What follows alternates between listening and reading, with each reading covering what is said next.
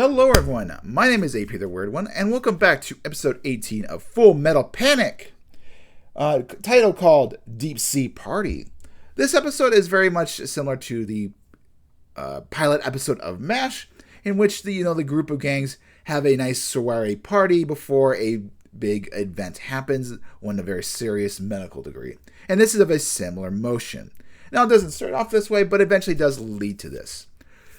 So let's begin. Now, in the beginning episode, we do learn that Garon, he learns that his little missile project from 17, 16, 15 was a little side project, and he realizes that he needs to get back to his real work, which is taking out Mithril / the Toy Box Toothladan. It's nicknamed we learned that it's nicknamed the Toy Box by an American submarine when Mithril decides to have a little training course with it.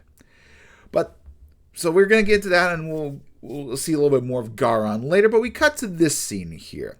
It's about they're about to have the summer festival at Chidori's high school, and Sosuke has been placed in charge.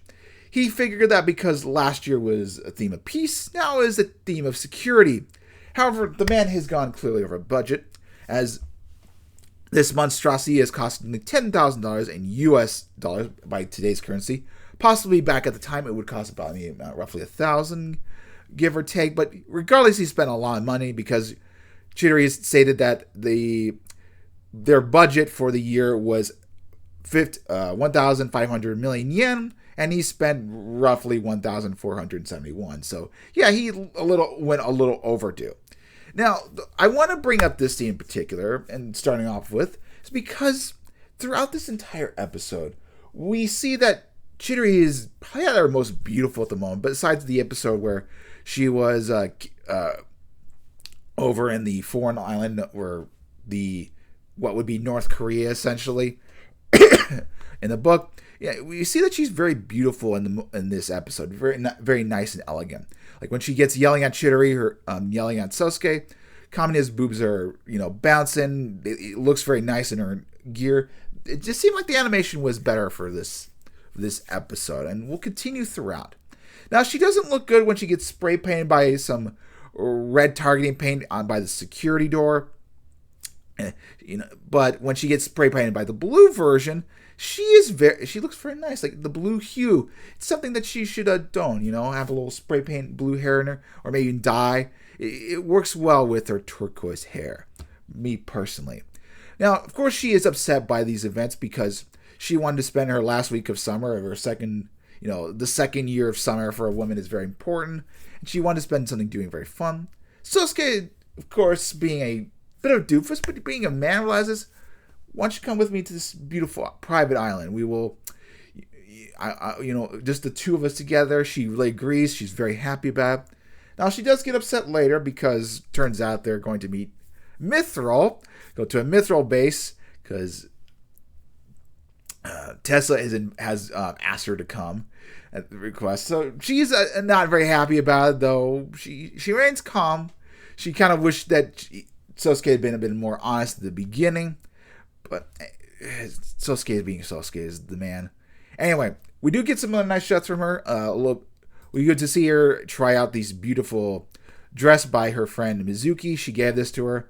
She ended up bringing this along, but she brings out another swimsuit, which is kind of nice because she's definitely going to need it when she parachutes out of an airplane, their regular school uniform. But you can see that she looks very nice. And she also has a red outfit just when she's packing that also looks really nice on her.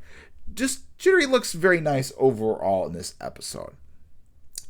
But, following this, they get aboard the airplane. They're about to head to the island. Of course, in the island, on their way to the island, the Toothladan, Tesla gets a radio message that the American forces on the Puro Island, which I think is another type of island, we'll discuss in that in just a second, has gotten word that they're being attacked and that maybe they could possibly need rescue. And of course, there's chemicals. It's bad news, and so they need. Tesla believes we need to go over there. And of course, because of this, they radio Sosuke and tell them that they need to change course plans. Now, the island in question, I think, is the Phoenix Islands, which is a little bit between Japan and Papua New Guinea. This kind of makes sense. The Phoenix Islands were owned by the United States, but in like 1979 they gave it away to another country. Potentially except for like 2 places. So maybe in the alternate timeline, because the Soviet Union is still... Well, Soviet Union gets brought down later, but maybe they decide to... they decide to keep it like it's all part of the U.S. at the time. So, makes sense. I mean, given that... given that maybe the Soviet Union is still around, maybe they renegotiated. So, possibility... I think it's probably the Phoenix Island. There's no such thing as Peoria Islands. Not a big deal. But anyway, once they get in the ocean, we have a very funny moment where Sosuke and Kamina are having an argument. So Kamina is very angry, and we cut to Tessa's face.